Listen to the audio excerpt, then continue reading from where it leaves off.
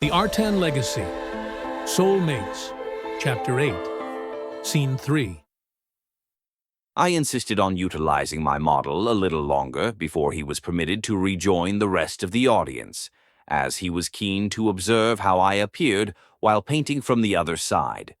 No one expressed dissatisfaction with the final result, least of all myself, and I was assured that it would be displayed in the foyer, where it would be admired by all who entered the home.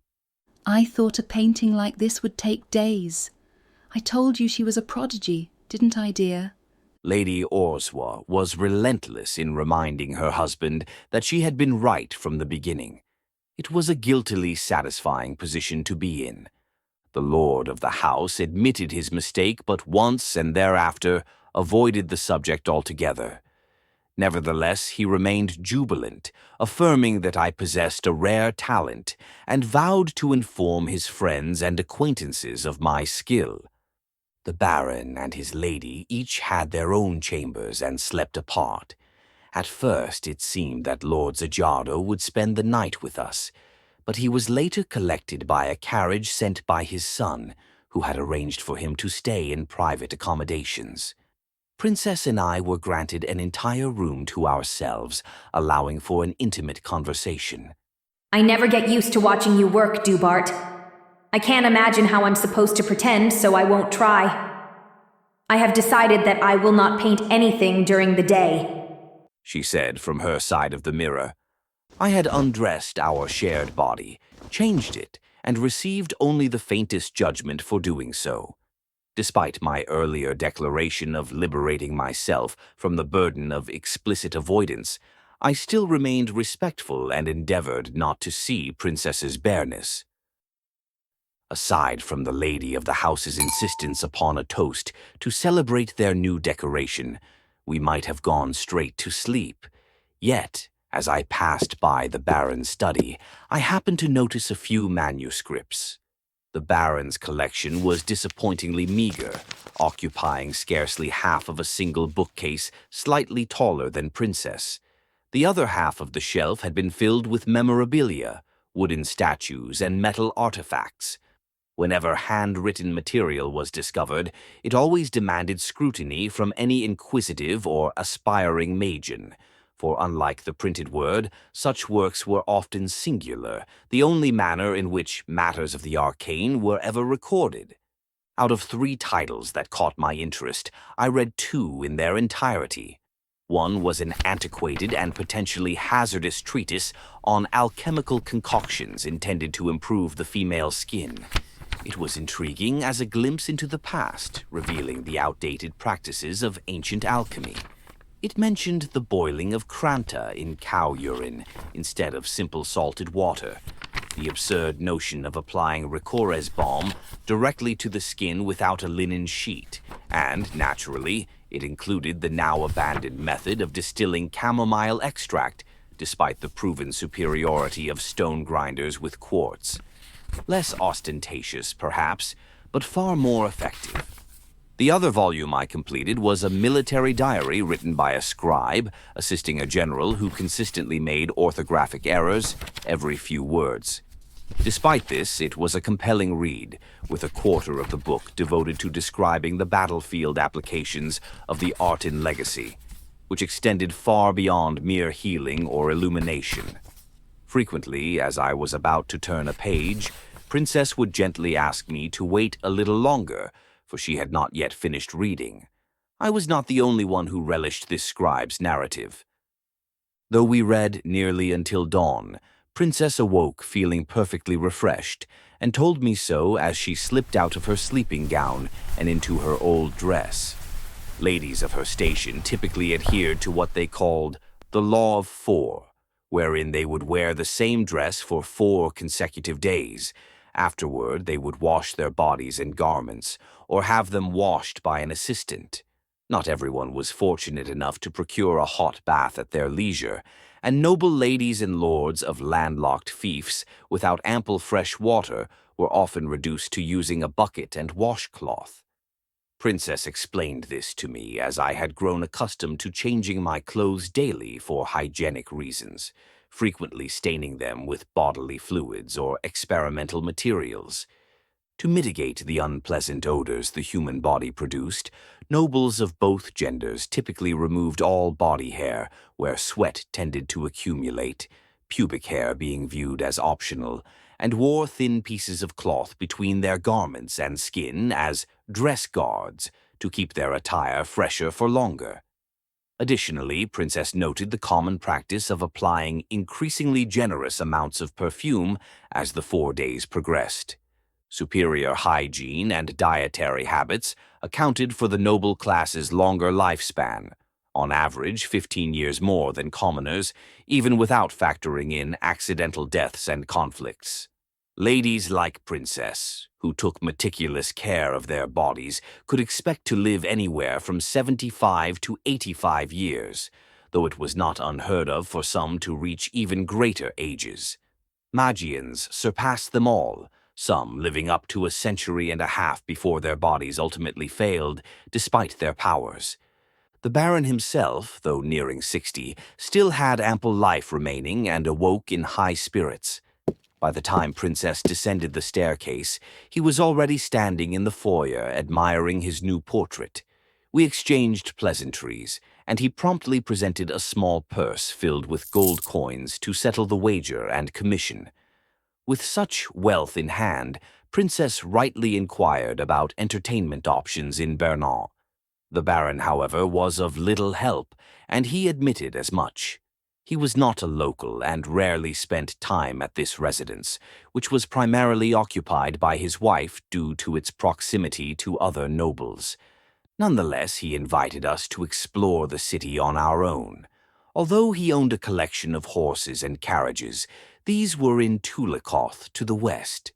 In Bernan, he had brought only a single horse, and since it would be unseemly for us to traverse the town on foot, despite our exceptional stamina and vigor, he swiftly composed a message to a neighbor.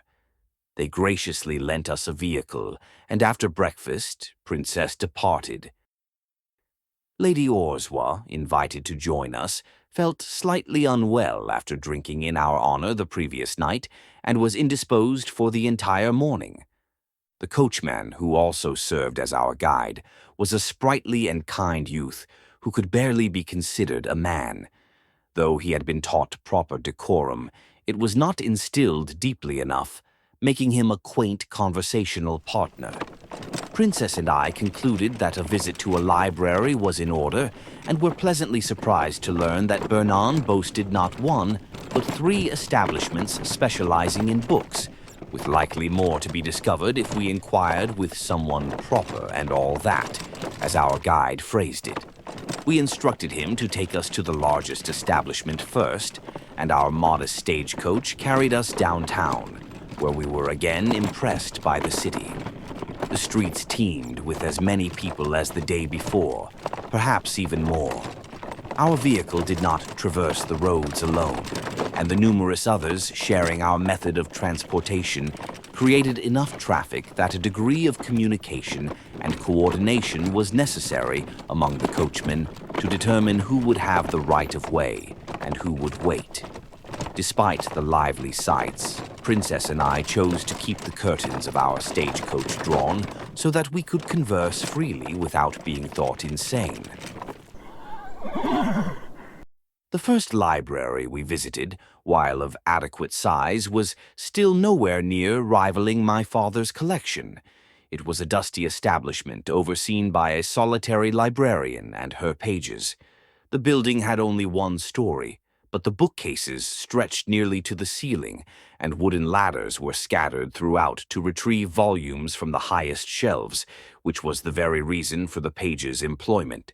Princess wasted no time inquiring about anything related to arcana, only to be met with derisive laughter.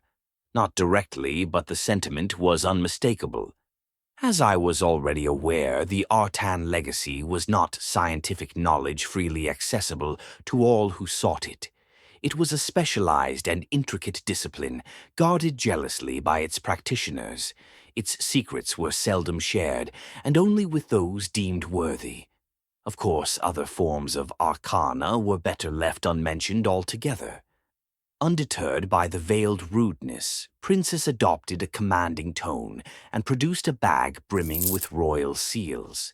Under the promise of payment, the librarian made her best efforts to accommodate us, but could not direct us to anything of true value. There were scientific texts to be found, certainly, old tomes on alchemy, biology, and the immutable science of mathematics, the kind I would have liked to possess for leisurely reading in my chambers. But nothing of great significance. 5 pages scoured the shelves for manuscripts, yet they unearthed nothing more interesting than what we had discovered in the Baron's study. We left the establishment with 2 books we had no real use for, overpaying for them out of consideration for their staff's efforts.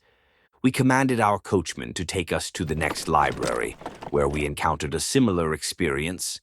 This one, much smaller, was a disorganized mess of moldy texts and pamphlets, presided over by a distracted, singular clerk. How the owner of such a disorderly business turned any profit was a mystery.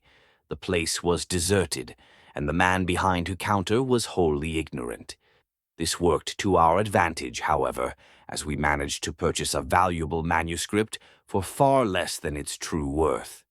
The final library on our list was different. Our coachman warned us that it was located in a dodgy part of town where well-dressed people don't go, but our curiosity got the better of us. Being close to noon, it was a little too early to be fearing assailants and their ilk.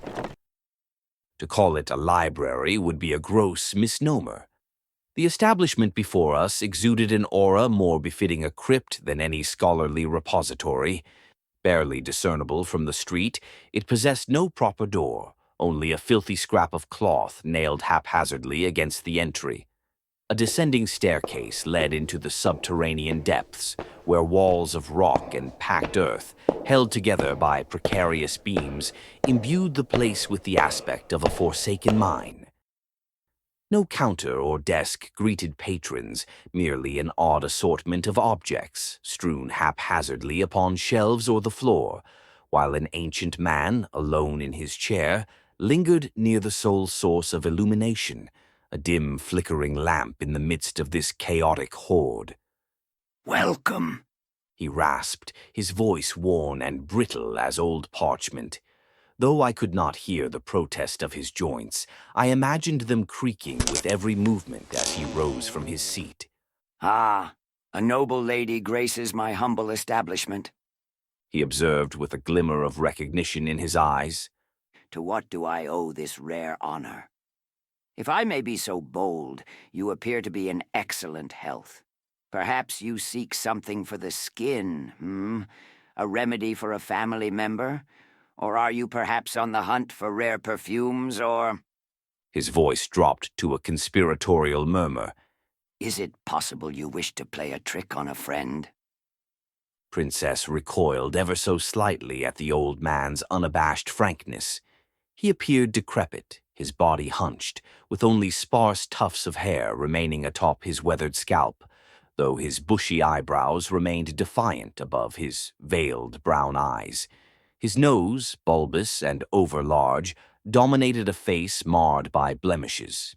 Though he towered over us in height, his gaunt frame suggested he weighed far less. I was looking for books. She managed after a brief silence, a pause the old man seemed entirely unbothered by. "Books? And for what purpose?" he queried with a bemused smirk. "Planning to dabble in botany and alchemy to drive me out of business, eh?" He chuckled. "I have a few books scattered here and there, but I dare say you might find better offerings elsewhere, young fair lady. No need for pretense. Tell me your true purpose here." He grinned, revealing a surprisingly complete set of teeth, though time had yellowed them. "I am not usually one to offer my services so readily to those who do not ask, but you seem troubled. Ah, now I see it clearly. You are cursed, are you not? I can see it in your eyes. I have remedies for such afflictions." provided you allow me to examine you. A chill rippled through Princess's spine, her revulsion and anxiety visibly mounting. I was told this was a library and books are all I came for. She persisted, her tone leaving little room for negotiation. Library? Who in their right mind would call this a library? The old man chuckled softly, as though the very notion amused him to no end. No, my dear lady. This is a healery. As I understood it, the pursuit of health as one shared by both rich and poor, though women seemed more engaged in it than men, and the elderly far more than the young. For those without access to the services of physicians, other avenues existed.